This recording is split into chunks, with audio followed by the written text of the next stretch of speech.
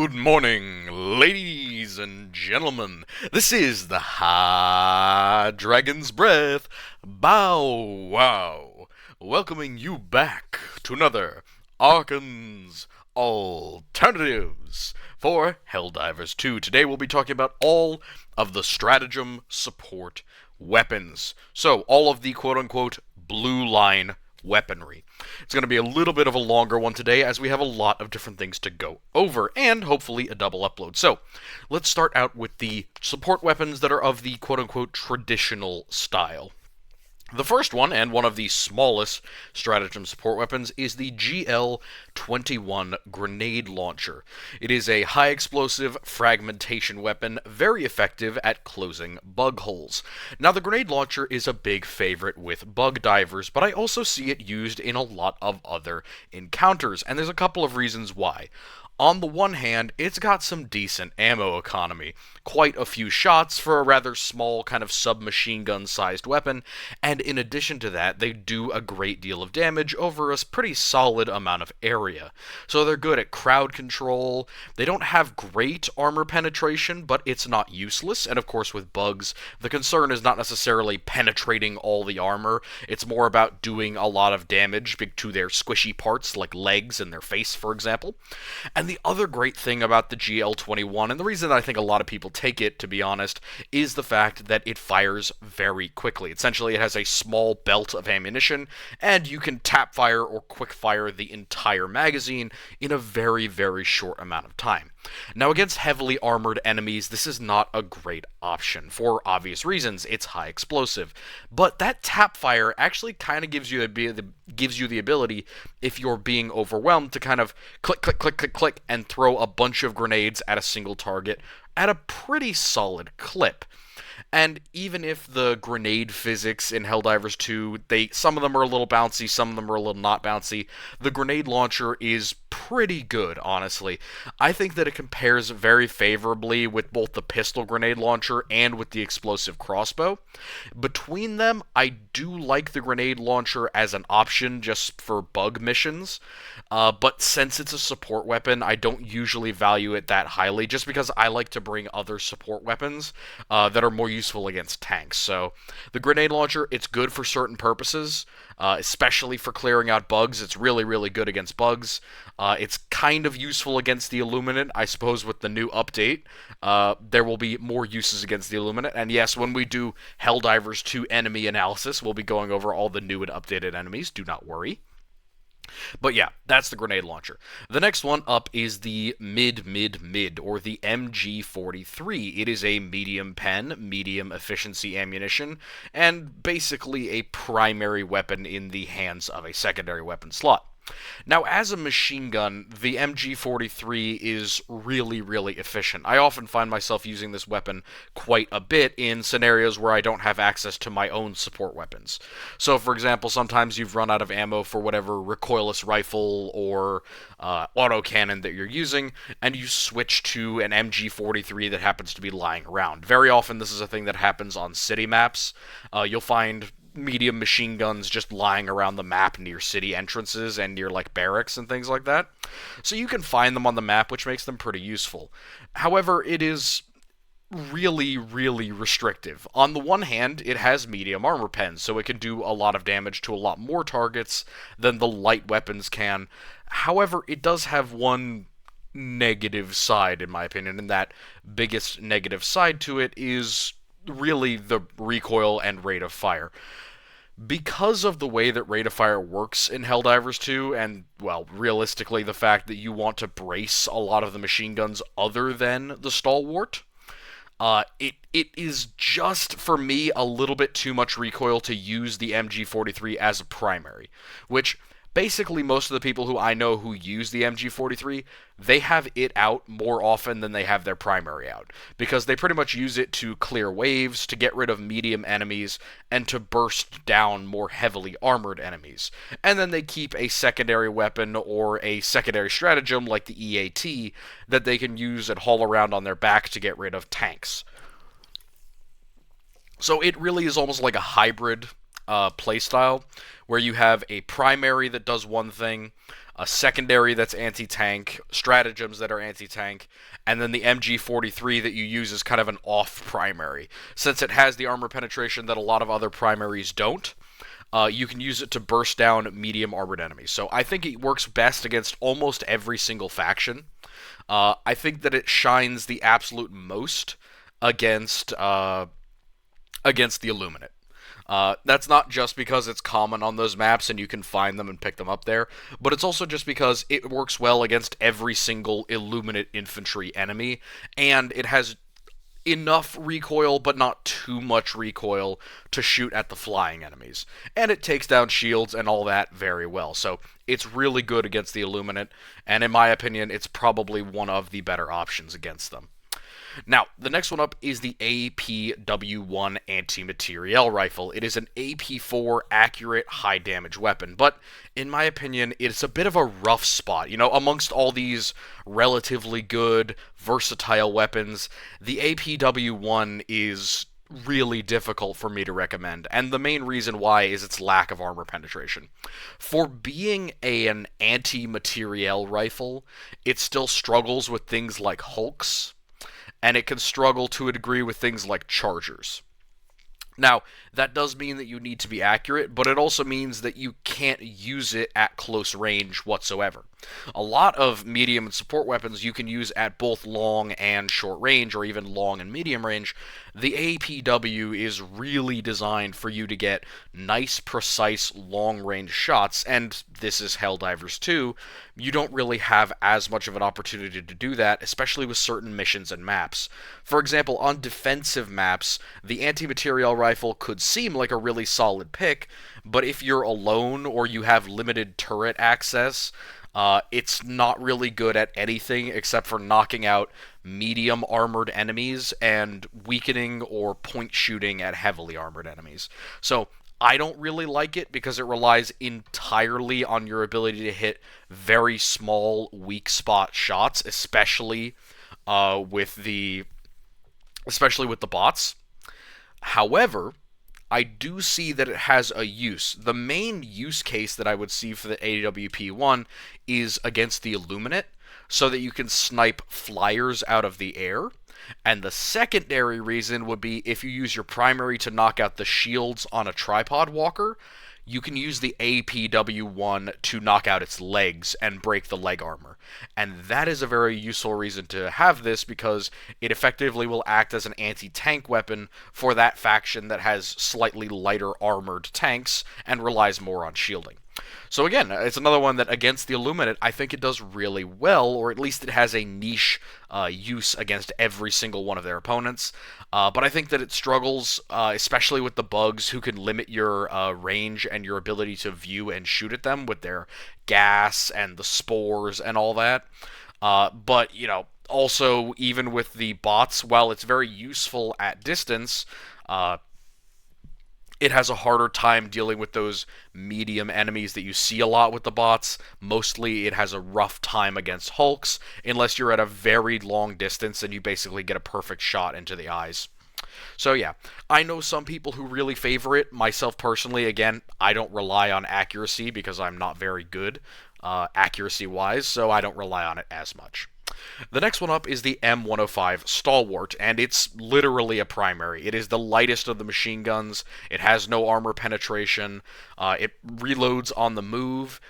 So it lends itself to this very fast, off-primary type of combat style where, much like the MG43, you utilize a support weapon to provide more firepower and rate of fire when it comes to killing hordes, when it comes to bursting down lots of squishy targets.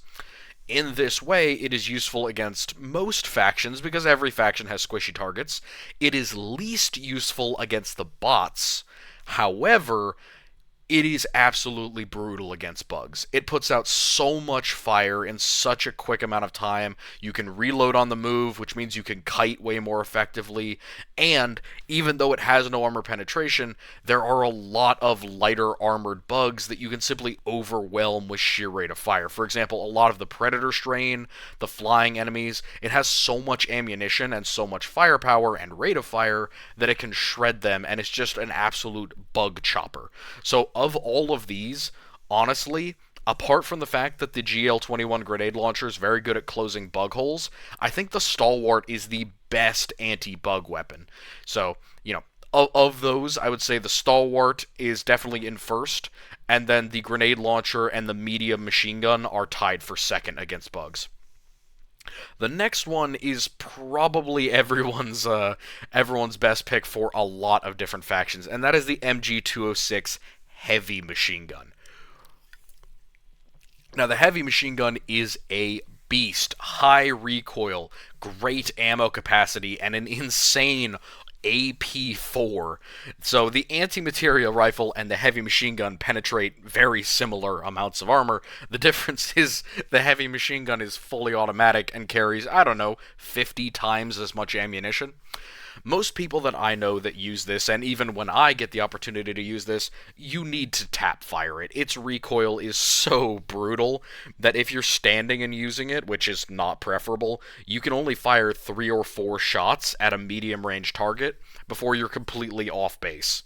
For that reason, while it would be useful against the Illuminate, I think that this is not a great choice just because so many Illuminate targets are relatively small and relatively far away from you, whether that's flyers or the kind of drone overseers or even the big tripods. I think their weak spots are so small and they're often far away. The heavy machine gun isn't as good as the anti-material rifle, in my opinion. Then again, there's always the option of just absolutely laying down a sheer amount of pain if you're laid prone, and you can resist the recoil. So, pretty solid there, and that AP4 is brutal against bots. It's an incredibly good weapon for bots. Not only can you shred arms off of Hulks at times, you can shoot them in the eyes. It obliterates Devastators. It's incredibly good. Honestly, it's one of the best anti-Devastator weapons, and while you wouldn't use it as a primary, because you have the option to switch to it and have a ton of ammo, it makes it really, really efficient against the bots because you're going to have to be laying down a lot of fire at medium range, and you don't want to be wasting ammo. So I think it's best against bots. It's acceptable against bugs. Again, it's not great, but it's acceptable just because of that high ammo capacity and high rate of fire, and also the fact that it absolutely slings high damage lead, and it can shred a lot of different armored bugs, even better than the MG43 can. But against the Illuminate, while it has the killing power, the recoil makes it a lot more difficult to bring and efficiently utilize against the Illuminate, especially because a lot of them are more accurate firing back at you. Alright, and the last one here is the AC-8, one of the absolute best weapons in all of Helldivers 2, in my opinion. If for nothing else than the fact that it is one of my favorite weapon types. It is an autocannon. Now, this is an autocannon that reloads via stripper clips, and it's kind of a semi-bullpup or like stripper clip fed design. It's very interesting if you want to look at the actual design quirks of it, but it's basically like a 20mm autocannon, which is absolutely wild design-wise. And it's one of the best ballistic or traditional support weapons. It's got good armor penetration. It lost one armor pen at the end of the last patch, if I remember right, but it still absolutely slaps. I think it has armor penetration 4 now, but it's more damage than the heavy machine gun. So really solid. It's got very good accuracy, and it's got incredibly good ammo capacity. If I remember right, it's got 10 strips of 10 rounds each. 10 strips of 10 or 10 strips of 5, so it's either 50 or 100 rounds. But either way, incredibly good, and it has the ability to swap between flak rounds and armor-piercing high explosive rounds. So very good at killing lots of different targets, very efficient at killing multiple armored or medium targets, and above all, in my opinion, the autocannon is incredibly satisfying to use. Now, there's a lot of different backs and forths on these ones, which one is better. It's definitely up to preference, but on this page, I find myself absolutely drawn to the autocannon overall. If I have to take a backpack weapon, I would rather take the autocannon unless I had the option to take something like a heavy anti-tank weapon like the recoilless. So until I kind of moved over to the recoilless as a primary for my anti-tank needs, I was using the AC-8, and I was using it to knock out a lot of things, including tanks and all other stuff. So, very efficient weapon. Definitely on this page, the autocannon is my favorite, but amongst the machine guns, I think the general consensus is that the heavy machine gun is probably the best one, because of all of the advantages that it has between the ammo and the armor penetration. But amongst these other ones, again, there's really no bad use case for these except for the anti-materiel rifle against bugs. And yeah, that's pretty much it. Like, all of the rest of these work pretty well. The Stalwart, again, I wouldn't use that against bots, but against every other faction, it's good.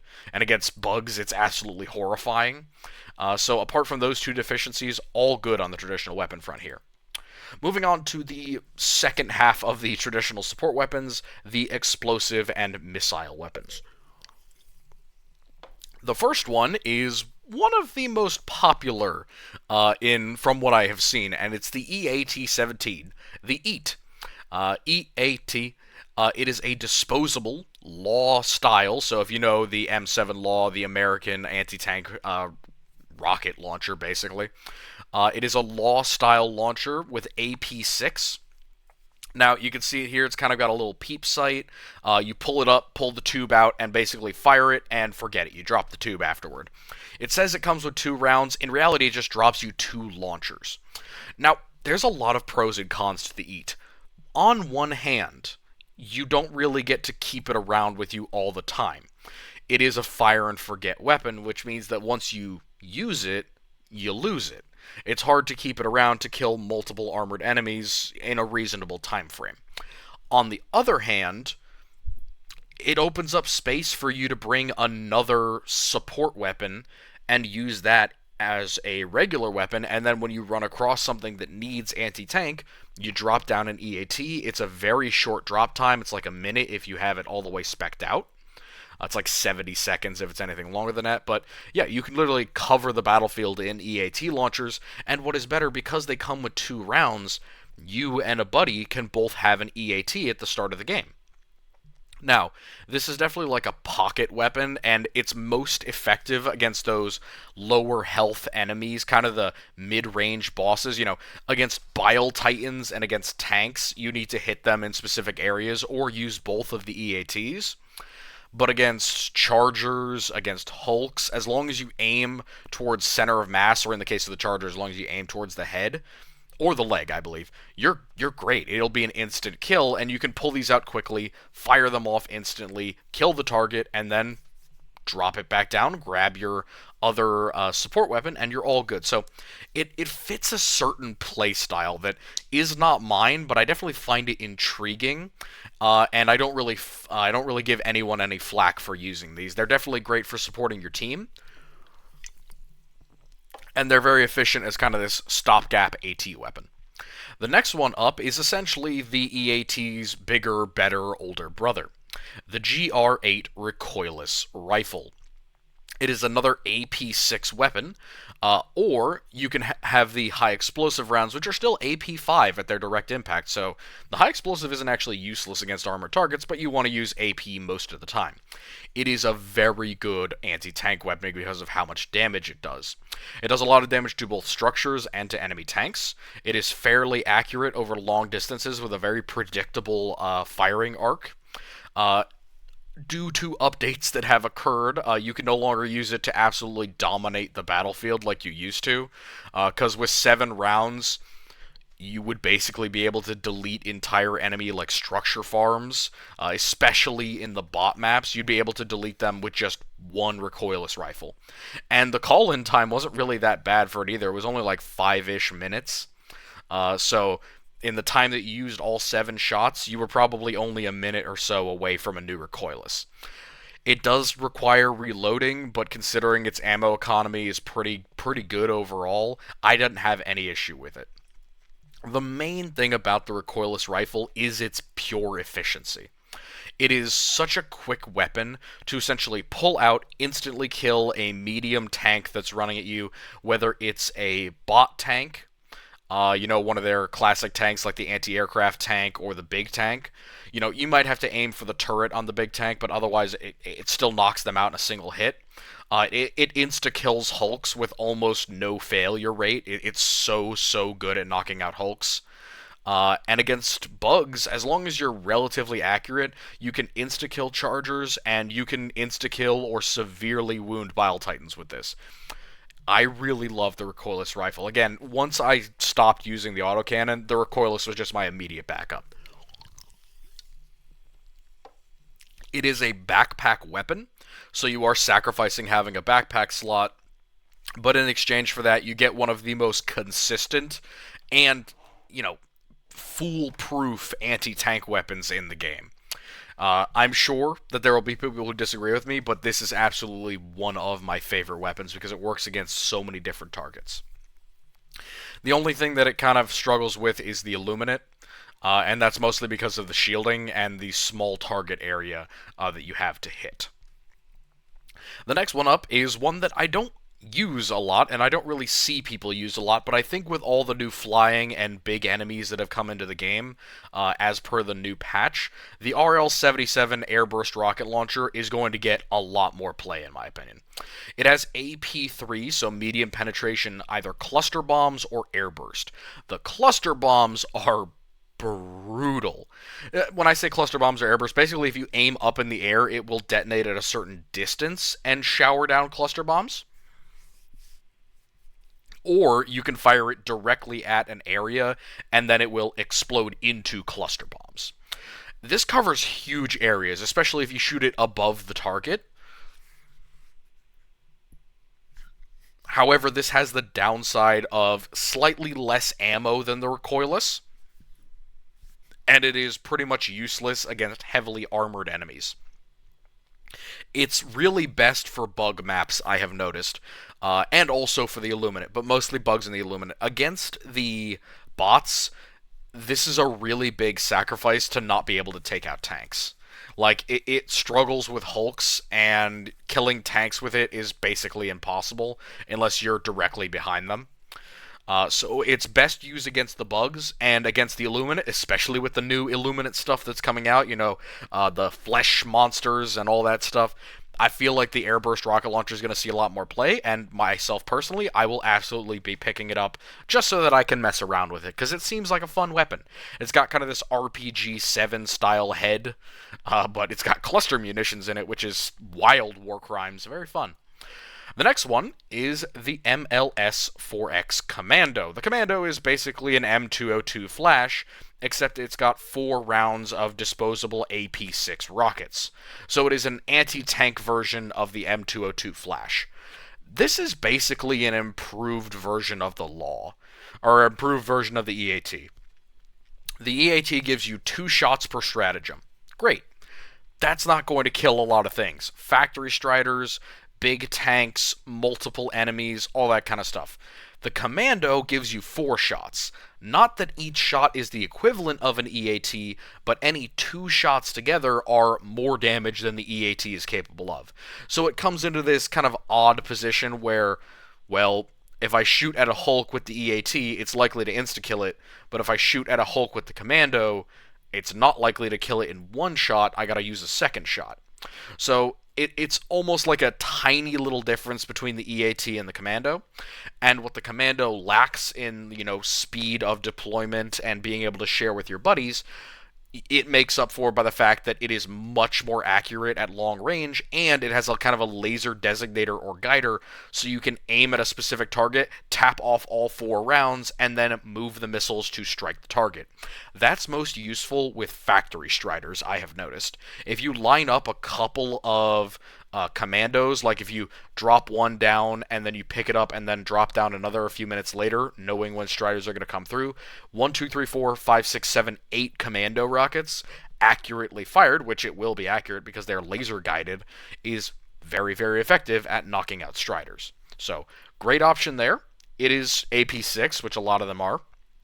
but it's still a very, very good weapon. And those 4 rounds allow you to be a bit more liberal with your anti-tank hatred than the EAT does. You know, if you really, really are in a bind and you're like, man, there's a lot of big, medium armored enemies around, the EAT basically has very little AoE damage, so firing off 1, 2, 3, 4 commando rounds is much more efficient at getting rid of crowds of tougher enemies. The next one is pretty much the Javelin of Helldivers 2. It is the FAF-14 Spear. It reminds me a lot of the Spartan Laser from Halo, both in its design and how it works as an anti-tank weapon. It is a restricted lock-on, so it can only lock onto really big structures and really big targets, so tanks, striders. I think it can lock onto hulks, but I'm not sure. But either way, big, big targets. And it's slow to lock on, and it only gets 3 rounds, but it's essentially going to be an instant kill at AP7.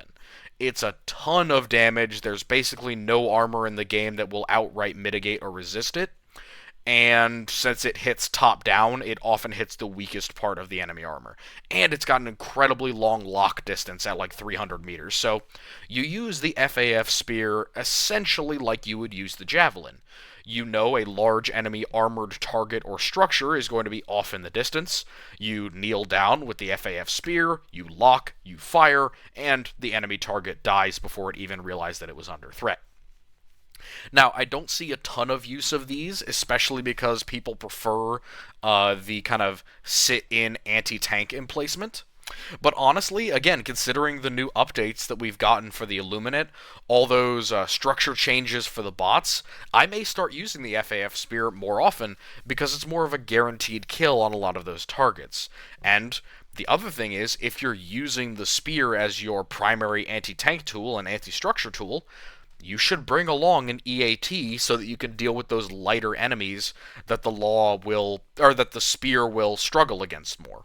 Or at least you wouldn't want to waste one of your 3 rounds of ammunition killing a Hulk when the EAT can do it for you. So I can see a lot of complex anti-structure kind of demolition builds focusing around the spear, but also because of its long lock-on distance and range, a lot of different things can be used, can be knocked out using the spear. So very, very useful. That insta-kill function, great against striders in many cases. The last one is honestly one of the weirdest, quote-unquote, traditional missile or rocket weapons, and that is the STA-3X Wasp. The Wasp has 6 AP6 missiles in a kind of helical or circular magazine.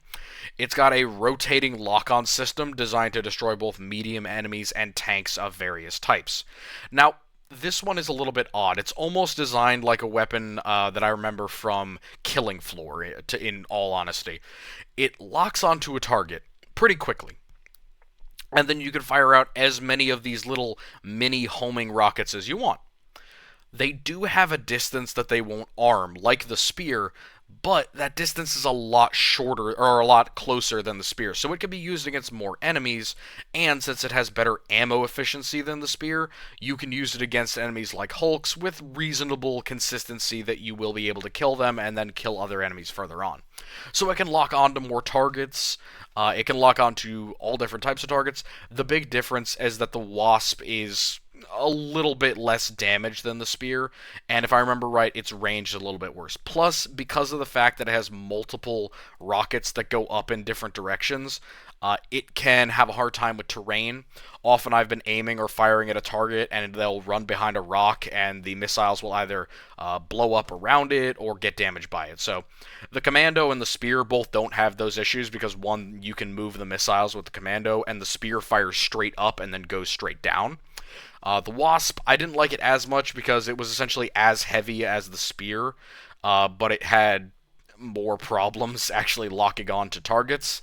And in my opinion, the ammo efficiency wasn't that good because you'd often find yourself absolutely blitzing out 4 or 5 rockets to kill something, and then there would be, 2 rockets left, and what are you really going to use that on? 2 rockets aren't really going to kill much, so you'd end up firing them at something that wasn't worth it, and then reloading so that you'd be ready for the next Hulk or Factory Strider. So it's not bad, necessarily, it just is, a little bit difficult to use. You have to be a little bit more conservative. For this area, or for this list, I think the best thing against bugs, and honestly now, I think the best thing against bugs in the Illuminate is the Airburst Rocket Launcher and the Law. Now, the recoilless rifle is still king, but I think that with the changes to how the structure health is going, and with the more prevalence of factory striders, the FAF spear is going to become more popular over time. That's my opinion. I'm kind of making a projection here, but myself personally, I'm going to go and test out the spear once I get another shot at it, because they changed it so that the recoilless will no longer be destroying large factory installations with one shot anymore. Which is good. That's absolutely how it should be. But the spear might still do the job. So I might do that because I am a big fan of using it for that. But we will see. We'll see. That's definitely like a projection thing. That's not to say that something like the Commando or the recoilless rifle have no use. They're more of a middle ground between other extreme alternatives. So yeah, definitely different preferences here. I can see a lot of people that use all different types within this group. And then finally, the non-traditional support weapons, of which we have quite a few. This is a sci-fi game, you gotta love your lasers and such. The first one is the TX-41 Sterilizer. It is an AP-5, essentially gas flamethrower. It doesn't have any of the negatives of a flame weapon because it essentially instantly fires as a gas weapon, and the AP-5 is a little bit lower than some of the other gas weapons that we've seen, but it is still way, way, way more ammunition, and it is incredibly effective at confusing and causing your mostly bug enemies to try and kill each other. I see this being used by bug divers quite often, because if you never have to deal with heavily armored enemies outside of, like, Bile Titans, the Sterilizer is great, because it can distract a lot of small enemies and make them fight amongst themselves. And then if you have a jetpack or something else, you can use that and maybe an orbital rail cannon strike to deal with any of the big armored enemies and just kind of get away from them. So the Sterilizer definitely fits into a lot of specialist playstyles, but I mostly see it used against the bugs more often than not. The Arc 3 Thrower.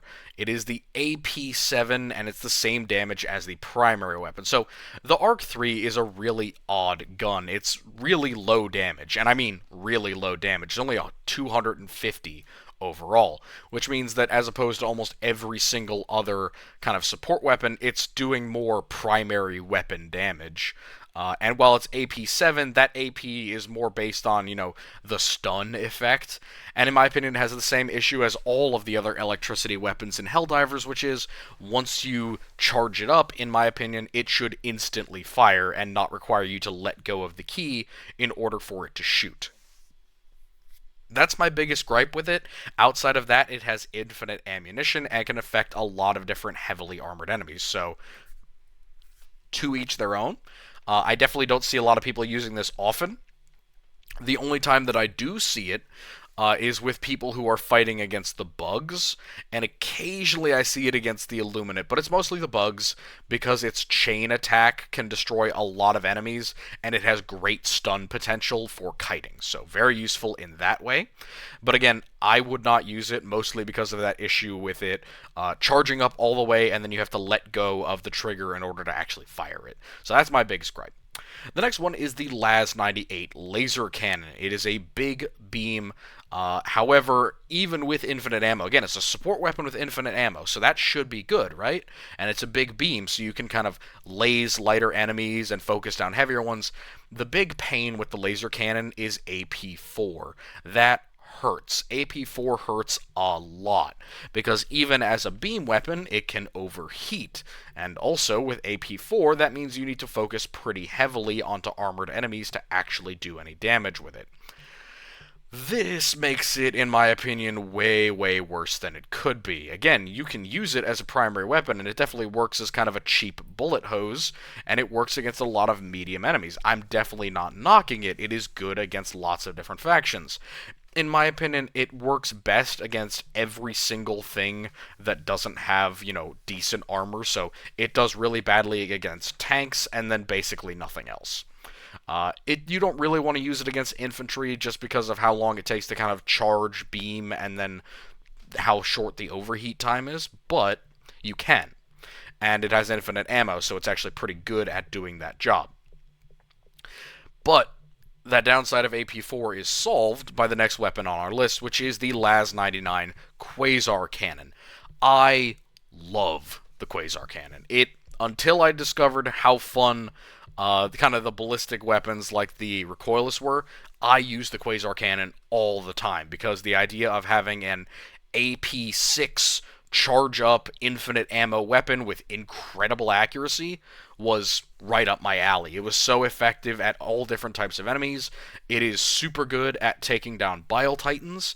It's very effective against chargers, and the fact that you can afford to just open fire with it at incredibly long ranges really spoke to me in a lot of ways. I was like, this is an incredibly fun weapon to use, and it was. I really did like the glitch where it kind of preloaded and then you could kind of insta-trigger it. But even without that, the cooldown time for the Quasar Cannon, in my opinion, wasn't so bad that it was unusable. At higher levels, I definitely think it has more of a problem. But as long as you prep for the enemy, or you carry other anti-tank weapons like the Ultimatum or Thermite grenades, which I always pack those anyway, I liked it a lot.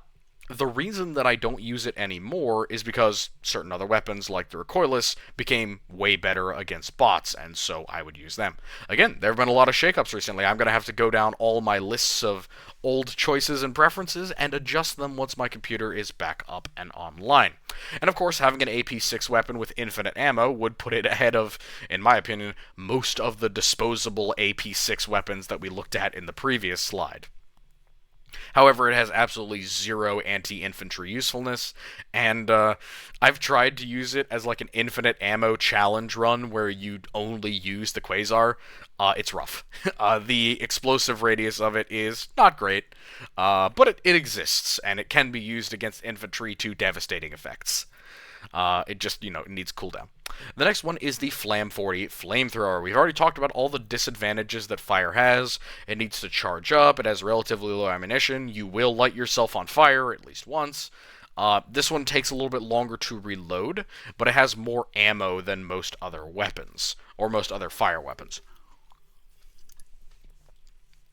At least per magazine, it has more fire. And it has mid-range AP4 with massive damage over time and high DPS. This is a premier anti-bug weapon. Against the Illuminate, it works really well, though. Like, I was kind of shocked at how effective it was against the Illuminate, because AP4 means it can damage Overseers directly. Again, it has limited range, but it's got less limited range than a lot of the other flame weapons, so it worked better in that way. And because the Illuminate have a lot less health, at least their runners have less health, the voteless, I could see it being very useful. Again, there's been a new update, there are new enemies, especially the kind of flesh horde monster, the Chaos Spawn equivalent. Chaos Spawn. It basically is Chaos Spawn. The Chaos Spawn flesh mob. I could see the flamethrower being very useful against that thing. You just want to kind of dodge out of the way, because I doubt that it will kill it instantly, and it seems pretty difficult to stun from what I've seen. But above all else, as with many fire weapons, the flam is most effective against bugs. The last one, and one of the other ones that I dabbled up with when I played with the Quasar Cannon a lot, was the RS-422 Railgun. The Railgun is really, really fun. Like, apart from efficiency, apart from people who say that it sucks, apart from people who say that it used to be godlike and it's been nerfed into absolutely... It's fun. It's got great ammo economy, it's got AP5 for its overcharge, but it feels powerful, it feels good. Even if you don't actually do all that much damage, it feels great to use the Railgun, and it's super satisfying. The main gimmick with the Railgun is that you want to always use it on the overcharge mode, and you basically load it all the way up to the maximum charge, as close as you can get, and then you get maximum damage and AP out of it. The one concern is if you kind of hard scope and charge for too long, it will explode and kill you instantly. And then you also have to consider, is the Railgun worth it when compared to the Quasar Cannon? Because the Quasar Cannon, it takes time to charge up and cool down, but the Railgun takes time to charge up and then reload. is the fact that it reloads instantly and you can use it pretty quickly. Is that worth it compared to the fact that the Quasar Cannon has infinite ammo? Again, the Railgun has a lot of ammunition, basically 25 rounds at AP5. Really good, but it has limitations, and especially nowadays when there's so many enemies at higher levels and so many tanks kind of conga lining into you, I could see why people don't take the railgun as much. It's certainly a reasonable point to have. Most of these non-traditional weapons work best against bugs. I would say especially the sterilizer, flamer, and the arc weapons. Against bots, I would say that the premier weapons are the Quasar Cannon, the Laser Cannon, and the Railgun. However, against the Illuminate, I think the only good option here, or possibly the best option here, is either the Flamethrower or the Laser Cannon. Just because of that efficiency at targeting enemies that are far away and relatively small. If you can bathe them all in fire, or if you can melt them with a solid beam of energy, that seems like the best possible option to me. So, that is the support weapons video. I will be doing more. I'll be going over the quote-unquote red line stratagem weapons as we go further. I am getting my computer back at sometime soon. It'll be out of the shop, and I will get back to making these videos on that. I will also have a couple other sets of materials and things ready for you guys. I have lots of videos lined up that I am working on, so don't worry. More content coming out. Remember that we have votes, of course, coming out even sooner than that, hopefully. Not tonight, of course, but at some point very, very soon, once I get all of these Helldivers things out of the way, we will move into more channel-focused options and move back to the vote. One question that I have for you guys, and I'd like some information down in the comments on this.